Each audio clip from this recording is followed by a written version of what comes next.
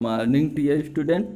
Class 11th की रसायन के अंतर्गत हम लोग रसायन की कुछ मूल अवधारणाएं एवं उनके सिद्धांतों अर्थात चैप्टर 1 का अध्ययन कर रहे थे। चैप्टर 1 के अंतर्गत रासायनिक संयोग के नियम। रासायनिक संयोग के नियम वे नियम जिनके अंतर्गत तत्वों की आपस में क्रिया करने वाली मात्राओं का अध्ययन किया जाता है, अर्थात किसी यौगिक के निर्माण में अभिकारकों की कितनी मोल मात्रा परस्पर क्रिया करके उत्पाद का निर्माण करेंगे। लॉ ऑफ कॉम्बिनेशन ऑफ नियम के अंतर्गत के अंतर्गत रासायनिक संयोग के नियम के अंतर्गत बताया गया कि अभिकारक अणुओं की मात्राएं वह निश्चित मात्रा जो परस्पर क्रिया करके उत्पाद का निर्माण करती हैं या उत्पाद के बनने के लिए कितने मोल अभिकारकों की आवश्यकता होती है, रासायनिक संयोग के नियम कहलाती है।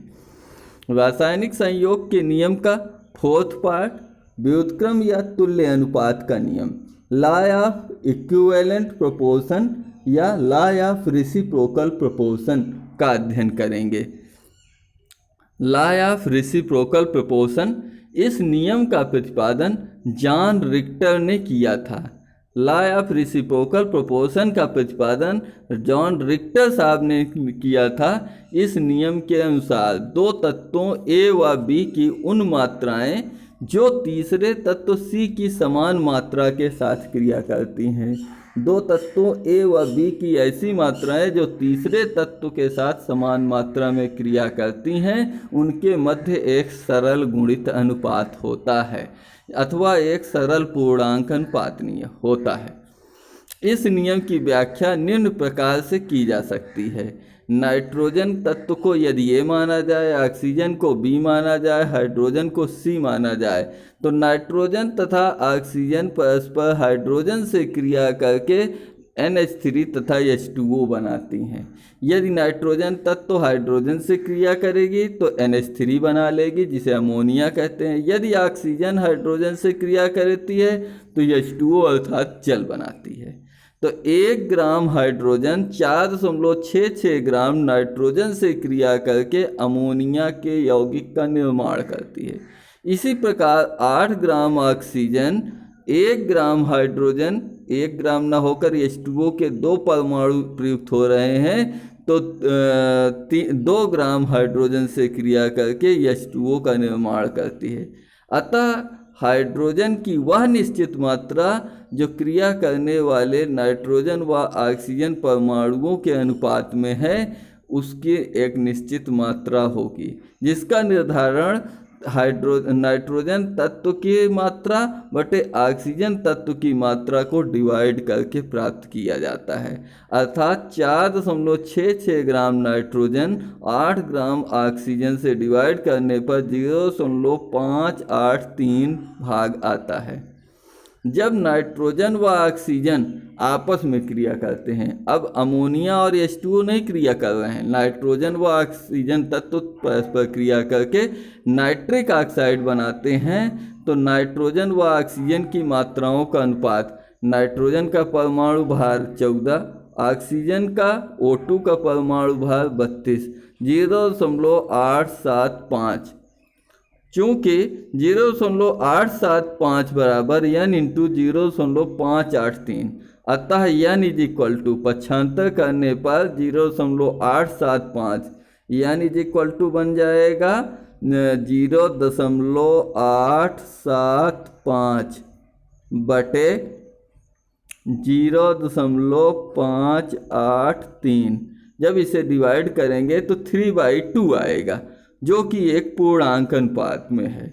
अब सी पार्ट इसका देखते हैं। इसकी व्याख्या करने के लिए, अर्थात नाइट्रोजन और ऑक्सीजन किस प्रकार क्रिया करता है, तो 2 ग्राम हाइड्रोजन 16 ग्राम ऑक्सीजन से क्रिया करके 18 ग्राम H2O बनाती है। 2 ग्राम हाइड्रोजन 32 ग्राम सल्फर से क्रिया करके 34 ग्राम H2S बनाती है। 32 ग्राम सल्फर 32 ग्राम ऑक्सीजन से क्रिया करके 64 ग्राम सल्फर डाइऑक्साइड SO3 बनाती है, अर्थात SO2 सल्फर डाइऑक्साइड, अर्थात SO2 में सल्फर अनुपात ऑक्सीजन इज इक्वल टू 32 अनुपात 32 है। जो H2S व H2O में 2 ग्राम हाइड्रोजन के साथ क्रिया करने वाली मात्राओं सल्फर अनुपाते ऑक्सीजन का दुगुना है। अतः 32:16 समानुपाते 32:32 इज इक्वल टू 2:1।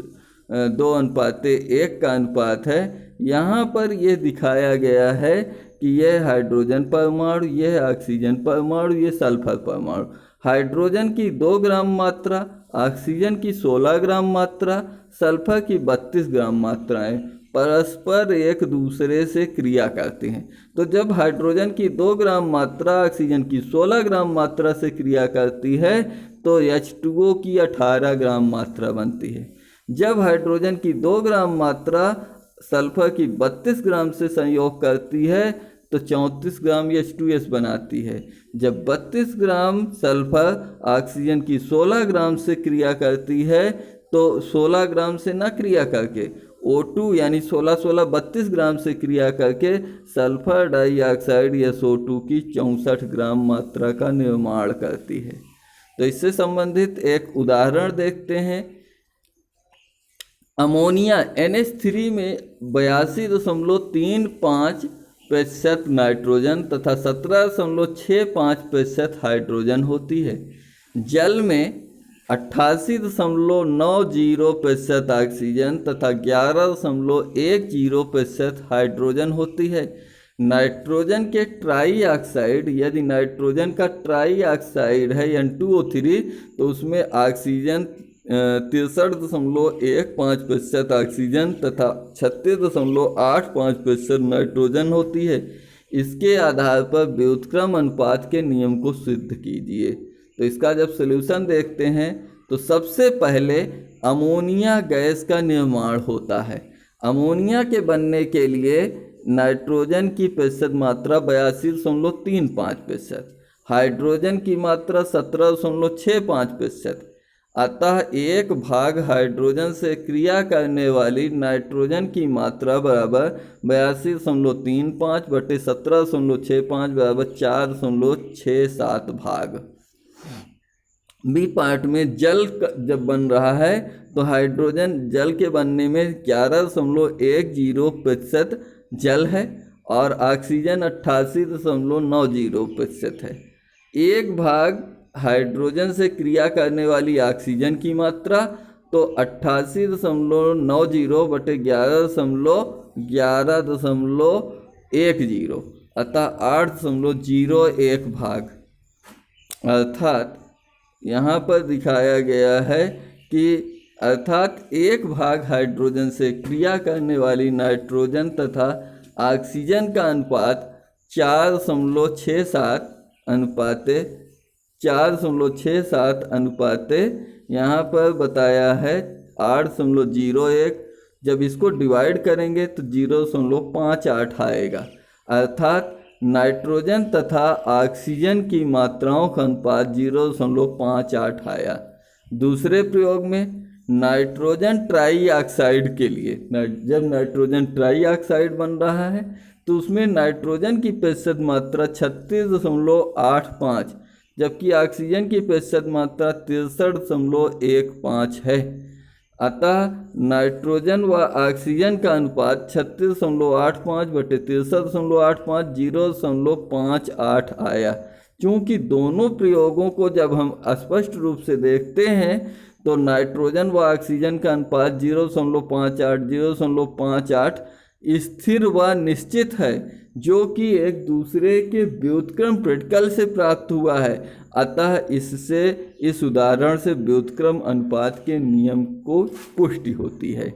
व्युत्क्रम या तुल्य अनुपात का नियम सत्य सिद्ध होता है। इस प्रकार आज की डेट में हम लोगों ने व्युत्क्रम अनुपात के नियम के विषय में जाना। मिलते हैं अगले टर्न पर गैलुसैक के गैसीय आयतन के नियम के साथ।